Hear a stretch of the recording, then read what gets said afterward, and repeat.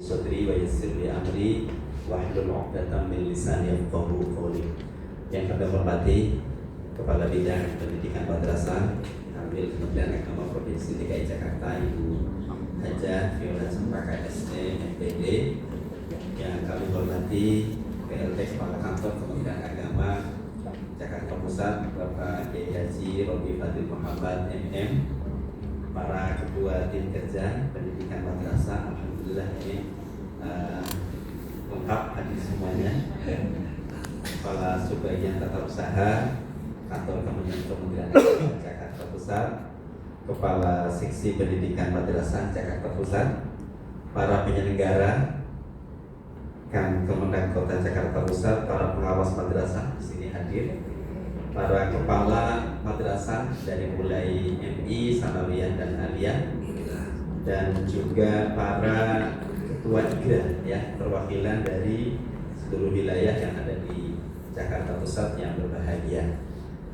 Saya bersyukur alhamdulillah pagi hari ini meskipun agak terlambat bisa hadir di Jakarta Pusat dalam rangka kita sama-sama melakukan pembinaan para kepala madrasah se-Jakarta Pusat.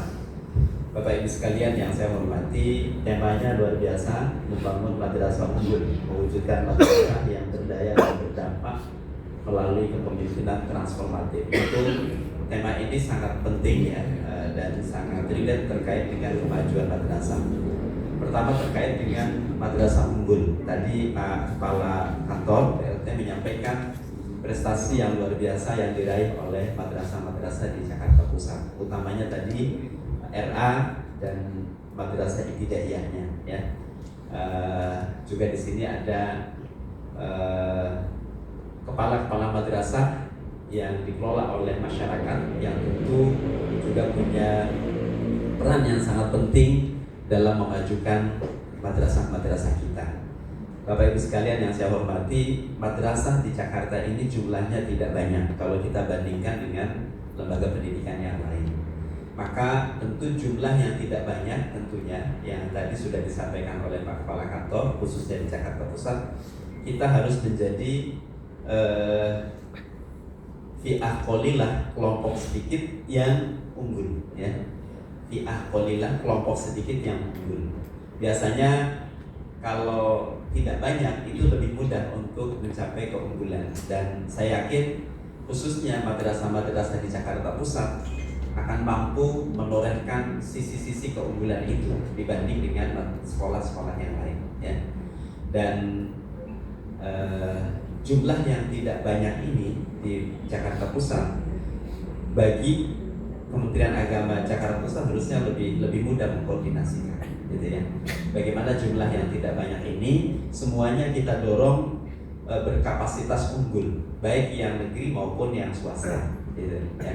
Apalagi RA kan tidak ada yang negeri ya, semuanya swasta. Tentu kita berharap di Jakarta Pusat ini semuanya menjadi lembaga pendidikan unggul. Nah, keunggulan itu dilihat dari apa? Pertama mungkin dari sisi kelembagaan, akreditasinya. Bagaimana agar seluruh RA dan madrasah di Jakarta Pusat dari sisi akreditasinya semuanya unggul. Kalau masih ada yang B apalagi C, mari kita dorong untuk bisa akreditasinya menjadi unggul semua ya, dari sisi akreditasi. Kemudian tentu dari prestasi-prestasi yang diraih oleh madrasah-madrasah itu ya, baik di ajang prestasi yang diselenggarakan oleh Kementerian Agama maupun ajang prestasi yang diselenggarakan oleh di luar Kementerian Agama. Kita harapkan madrasah-madrasah ini tampil dengan keunggulan-keunggulannya, Bapak Ibu sekalian. Nah, ini ada hubungannya keunggulan madrasah itu dengan sisi manajemen. Kepala madrasah sebagai manajer, sebagai administrator, sekaligus juga kepala madrasah sebagai pimpinan ya di lembaga pendidikannya. Sangat relate dengan tema hari ini, yaitu kepemimpinan transformatif ya. Pemimpin itu bahasa Inggrisnya ada leader ya. Leadership itu kepemimpinan. Apa itu kepemimpinan? Kepemimpinan itu adalah kemampuan untuk mempengaruhi semua potensi, semua yang ada di organisasi yang dipimpinnya untuk mencapai tujuan secara efektif. Nah, bagaimana kita bisa mengarahkan agar seluruh potensi yang ada di madrasah itu bisa kita gerakkan mencapai visi dan misi keunggulannya? Tentu di sini penting prinsip kepemimpinan yang transformatif, yang bisa merubah. Nah itu tadi ya, transformasi itu kan perubahan dari yang tadinya biasa-biasa saja menjadi luar biasa, yang tadinya tidak punya prestasi menjadi punya prestasi, yang tadinya tidak punya keunggulan bisa menjadi unggul. Dan tentu kita semua berharap madrasah-madrasah di Jakarta, khususnya di Jakarta Pusat, baik negeri maupun swasta, semua menjadi lembaga pendidikan unggul, sehingga masyarakat menjadikan madrasah sebagai pilihan pertama dari madrasah atau sekolah-sekolah yang lain, Bapak Ibu sekalian. Ya. Kalau Ananda Naila mau masuk ke madrasah lagi, lanjutnya saya jamin sebagai Kak Kamil kita berikan beasiswa. Ya. Tapi pilihan itu silakan kepada Ananda ya. Tentu apresiasi yang tinggi-tingginya atas prestasi yang diraih oleh Ananda Naila, luar biasa tadi. Sudah punya pengalaman juara internasional. Saya berharap terus ditingkatkan ya Naila ya, kemampuannya untuk bisa nanti di event MTQ tingkat nasional bisa tampil tentunya, karena di provinsi sudah juara tadi ya, di tingkat provinsi yang ajak kemarin ya, berarti biasanya sudah November nanti ikut di Jawa Tengah ya, di Semarang ya, nanti sama-sama kita insya Allah ya, terus dilatih lagi, diasah lagi sehingga bisa menjadi qori'ah ya, juara internasional. Ini prestasi kita dari madrasah. Tepuk tangan untuk Min 2. Saya ingin betul agar madrasah-madrasah kita itu menjadi lembaga pendidikan unggul, Bapak Ibu sekalian. Ya, tanpa kecuali, baik negeri maupun swasta. Kenapa kita bisa mencapai keunggulan itu? Karena madrasah itu memang beda. Ya. Madrasah itu tidak hanya menerapkan ta'lim tetapi juga tarbiyah. Ya. Madrasah itu tidak hanya sekedar kita bagaimana mengejar di bidang sains dan teknologi, tetapi juga punya kekuatan basic spiritual ya di bidang akhlakul karimah. Dan itu adalah menjadi pilihan masyarakat Jakarta yang religius tentunya. Kalau kita madrasah terus memperkuat sisi keunggulan yang kita miliki, saya yakin madrasah-madrasah di Jakarta tidak akan kesulitan dalam memperoleh input siswa-siswi kita. Seperti hari ini, pada umumnya madrasah-madrasah negeri dan swasta yang sudah unggul itu sudah kesulitan menol, kira-kira begitu ya. Ada satu madrasah swasta yang hari ini sudah tutup pendaftarannya karena kapasitasnya sudah tidak terpenuhi. Dan masih banyak yang antri pengen masuk ke situ sebenarnya. Nah, ini yang kita harapkan seperti itu madrasah-madrasah kita di Jakarta ini pada umumnya, Bapak Ibu sekalian. Ya. Apa tadi hubungannya tadi? Hubungan antara faktor kepemimpinan dengan sisi keunggulan itu sangat korelatif. Ya. Tidak mungkin suatu madrasah memiliki sisi keunggulan kalau dari sisi leadership kepemimpinannya lemah, gitu ya.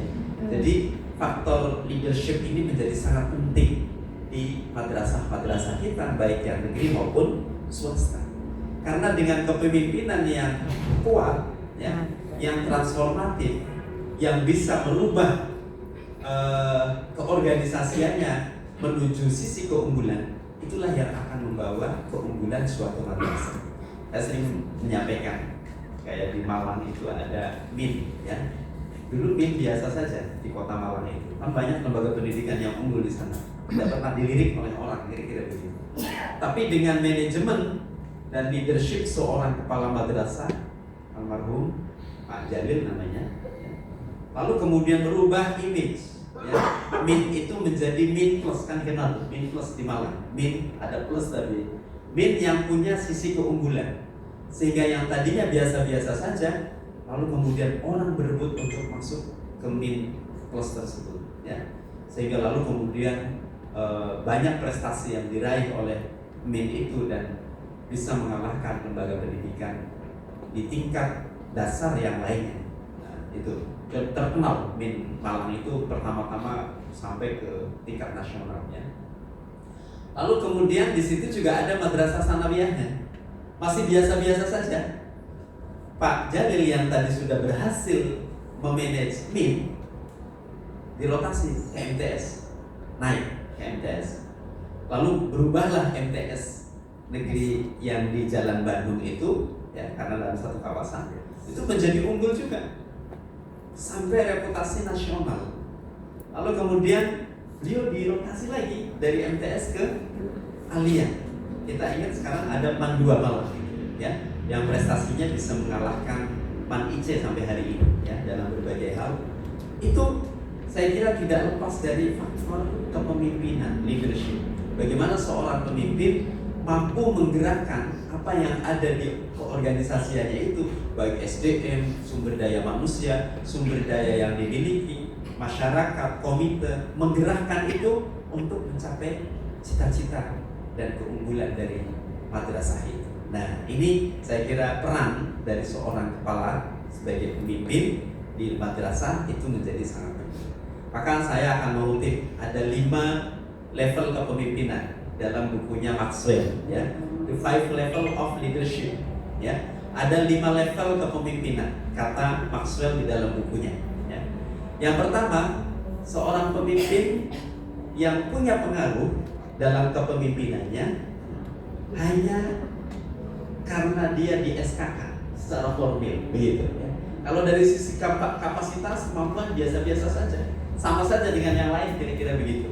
Tapi hanya karena SK saja dia jadi pemimpin, tentu pengaruhnya biasa-biasa saja ya.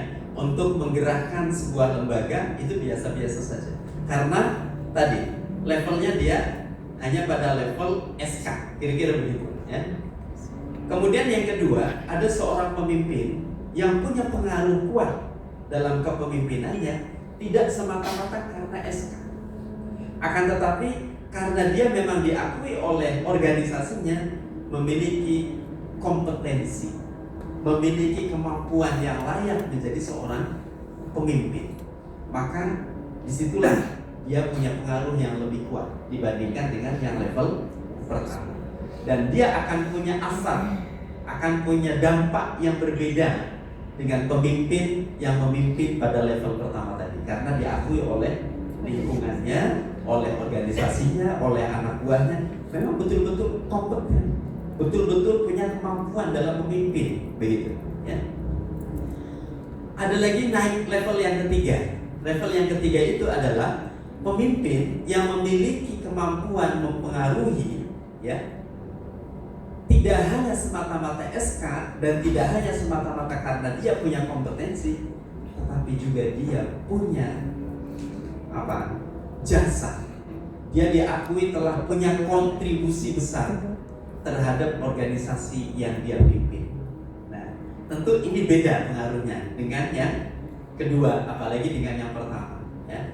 Dia tidak hanya kompeten, tetapi juga telah diakui berkontribusi terhadap organisasinya itu, diakui oleh semua orang, kontribusinya besar terhadap organisasinya itu. Maka pemimpin yang pada level ini dia akan punya pengaruh yang berbeda terhadap organisasinya dibandingkan dengan yang level 1 dan level 2 ya, level 3 ya.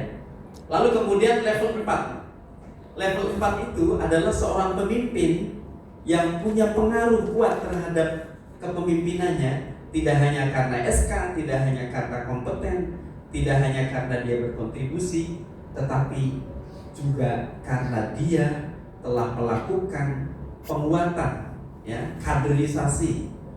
Dia tidak hanya sebagai pemimpin, tetapi juga dia sekaligus sebagai mentor, dia juga sebagai guru, dia juga sebagai pembimbing yang membesarkan anak buahnya untuk bisa berhasil. Disinilah ada ada gium bahwa pemimpin yang sukses itu adalah pemimpin yang mampu menciptakan para pemimpin-pemimpin yang baru. Ini adalah pemimpin yang ada pada level 4 ya. Maka kita jangan berhenti sebagai pemimpin di level 1. Kita berusaha untuk naik pada level 2, 3, bahkan mungkin level 4, supaya kita dalam memimpin punya pengaruh yang lebih kuat. Dan kalau pemimpin yang punya pengaruh yang lebih kuat, dia akan mampu menggerakkan organisasinya itu untuk mencapai visi dan misi keunggulannya, Bapak Ibu sekalian. Ada satu lagi yang level 5. Yang level 5 ini level dewa namanya, ya. Seorang pemimpin yang tidak hanya tadi punya kompetensi, punya kontribusi, dan dia menjadi guru, tetapi juga dia memiliki karisma. Kalau kita mungkin selevel Gus Dur lah, kira-kira seperti itu, ya. Yang punya karisma. Kalau di Iran mungkin Ayatullah Khomeini, kira-kira begitu, ya. Nah, kita tinggal memilih nih. Kalau mengikut pada the 5 level of leadership-nya Maxwell, kita mau berhenti di level kepemimpinan pertama atau kita beranjak ke level yang berikutnya. Tentu nanti akan ada hubungannya dengan kepemimpinan transformatif, ya. Kalau kita ingin menjadi pemimpin dengan kepemimpinan transformatif, tentu kita harus meningkatkan pengaruh, ya. Pengaruh itu kan kalau zaman dulu, ya, seorang pemimpin hanya memberikan kode saja, anak buah sudah paham maksudnya, kan gitu ya, karena pengaruhnya begitu kuat begitu, ya. Nah, ini tentu Bapak Ibu sekalian di tingkat level masing-masing sebagai kepala madrasah itu tentu tidak hanya menjadi seorang manajer, ya, tetapi juga seorang leader. Apa bedanya leader dan manajer? Leader itu how to lead, bagaimana kita mempengaruhi. Kalau manajer itu dia memanage, merencanakan, ya kan? Lalu kemudian melakukan proses pembagian tugas, kan gitu ya. Lalu kemudian melaksanakan, lalu kemudian mengevaluasi, itu manajer. Tetapi seorang leader itu bagaimana dia mampu mengatasi persoalan-persoalan yang dihadapi oleh lembaga yang dipimpinnya. Dia mampu mengoptimalkan segala potensi yang ada di lembaga yang dia pimpin. Dia mampu membawa organisasinya itu melompati apa yang ada di hadapannya sehingga lalu kemudian mencapai satu kesuksesan. Jadi saya berharap para kepala madrasah di sini semua adalah menjadi leader yang transformatif, ya, sehingga mampu membawa lembaga pendidikannya untuk mencapai cita-cita tertinggi yang diharapkan oleh masyarakat. Bapak Ibu sekalian yang saya hormati, tentu itu pada konteks teori, ya. Pada konteks praktek tentu seorang pemimpin mesti dihadapkan pada segala macam persoalan yang tentu mungkin berbeda, levelnya di tingkat ibtidaiyah, levelnya di tingkat sanawiyah, dan levelnya di tingkat aliyah. Apalagi kalau kita bicara antara negeri dan swasta, ya, tentu karakteristiknya sangat berbeda. Apalagi di swasta, sebagai seorang kepala madrasah, ya, tentu di sini hadir para kepala madrasah swasta, tantangannya jauh lebih berat, betul ya Bu ya? Tantangan yang dihadapi karena semua harus dipenuhi oleh kita sendiri. Kalau yang di negeri, ini kebetulan di pusat ini kan madrasah negerinya ada 111, ya, betul ya? Aminnya 1, sanawiyahnya 1, aliyahnya 1, jadi 111. Nah, sisanya adalah madrasah swasta. Dan saya yakin madrasah yang dikelola masyarakat di Jakarta Pusat ini semuanya adalah madrasah unggul. Tepuk tangan untuk madrasah ini. Karena kalau bukan madrasah unggul, saya yakin tidak akan bisa berdiri untuk secara sustainable di Jakarta Pusat ini, ya. Bisa bertahan dan terus berkembang di Jakarta Pusat, itu saya yakin karena madrasahnya adalah madrasah unggul, ya. Unggul dari sisi manajemennya, unggul dari sisi SDM, unggul dari sisi pembiayaannya. Mudah-mudahan seperti itu yang kita harapkan, ya. Jadi tentu karakteristiknya berbeda dan tantangannya juga yang dihadapi berbeda. Maka dari itu kita Kementerian Agama itu sangat berpihak kepada swasta. Karena spirit Kementerian Agama itu sesungguhnya adalah spirit swasta, Bapak Ibu sekalian. Coba bandingkan tadi, ya, dari jumlah yang banyak itu, yang negeri kan hanya satu doang, gitu kan? Sementara yang lainnya adalah swasta. Ya.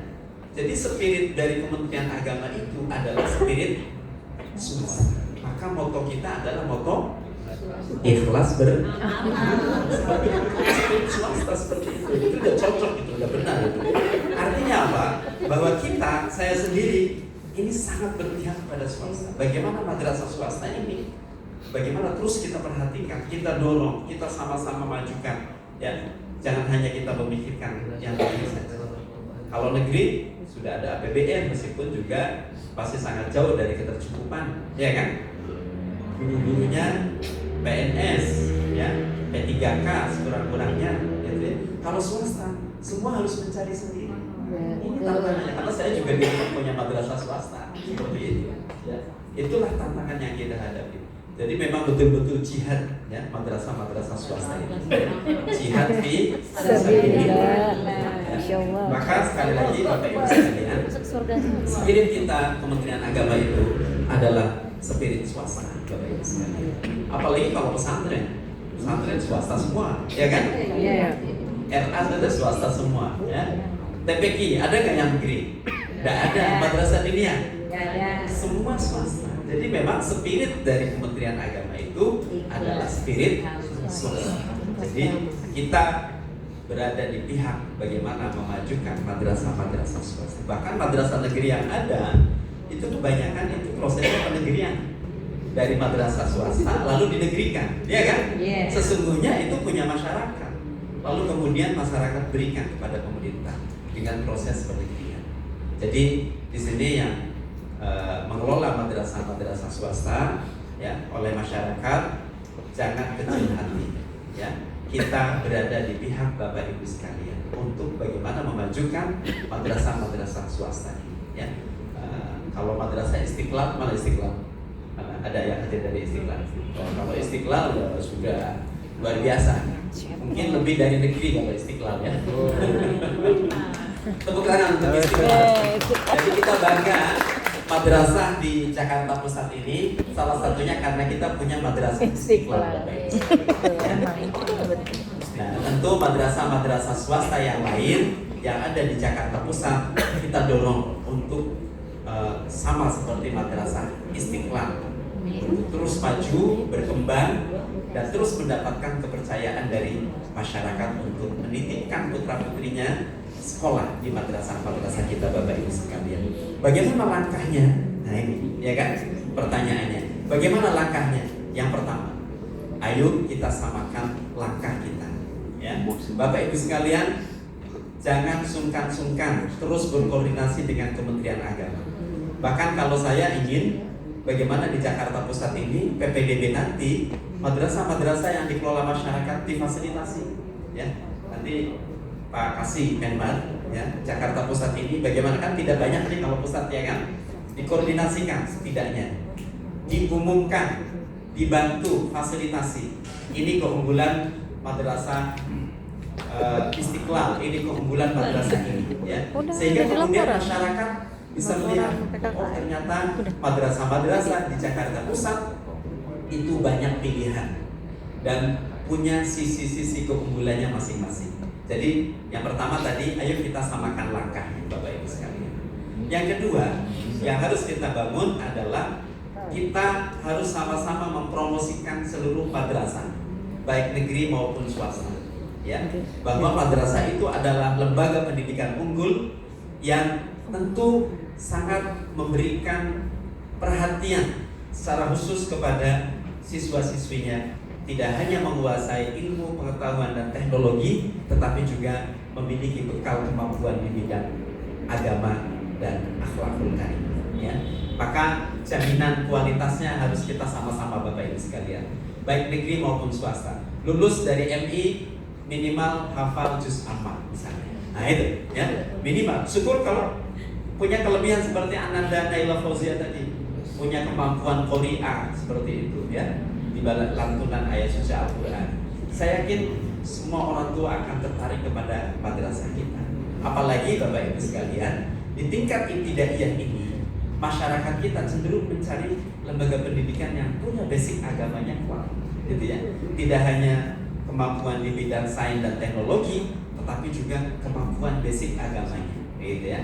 Jadi kemudian yang lulusan sanawiyah minimal hafal 2 juz, ya.